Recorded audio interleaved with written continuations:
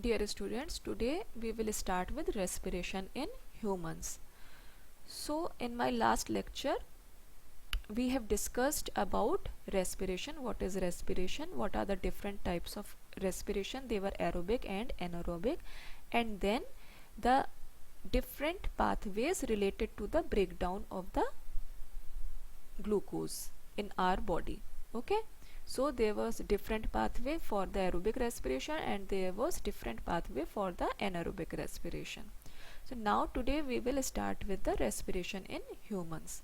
So first of all, what are the different organs which are present in our respiratory system? So the different organs of the respiratory systems are, in case of human beings, the nostrils, the nasal cavity, then comes the pharynx, then larynx, trachea is present, then this trachea leads to bronchi, bronchi is then converted into bronchioles, and lungs and diaphragms. Okay, so these are the main organs of the respiratory system. So now let us start how this respiration takes place in our body, in human respiratory system. So first of all, whatever air we are breathing in, we are taking in through our nostrils. This we all know. And the fine hair and the mucus present in our nose or nostril, they traps the dust particle. Okay, so first of all the filtering of air takes place inside our nose, and this filtering is taking place with the help of hairs, fine hairs and mucus present in our nostril. Now the air passes through the pharynx, larynx, trachea, bronchi, and then finally it enters into our lungs. Okay, so what is the sequence of passing the air? It enters into the nostrils in human body, then moves from the pharynx, larynx, trachea, bronchi, and finally enters the lungs. So now this trachea is having some rings of cartilage. As you can see here, some rings are present over here.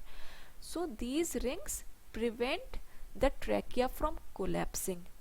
Whenever air is not present in this passage, so these rings help the trachea from not collapsing in the absence of the air. Now you can see in this diagram, this trachea is leading into bronchi. Okay, now these are thick bronchi, thick branches which are known as bronchi.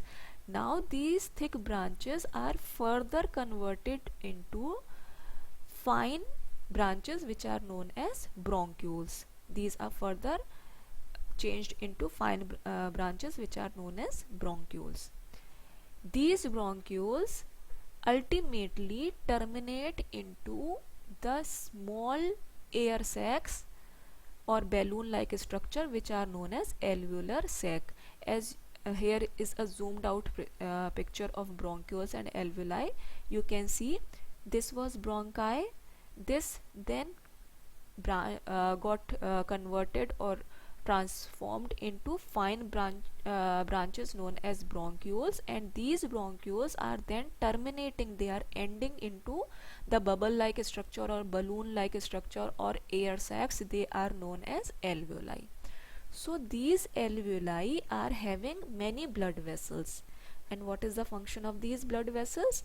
These blood vessels are used to exchange gases. Exchange of oxygen and carbon dioxide is taking place in these balloon like structure known as alveoli. Okay, so the alveoli helps to increase the surface area for the exchange of gases. Okay, so students, this whole figure is very important. You have to draw it in your notes also, and you have to understand the different functions of different parts of respiratory system, because this question is asked many times in the board examination. You can be asked to draw the diagram also, and then you are asked to label the parts and to tell it is also asked that what is the function of the alveoli, and how these bronchi are converting into bronchioles, what is the function of these rings of cartilage present in the trachea.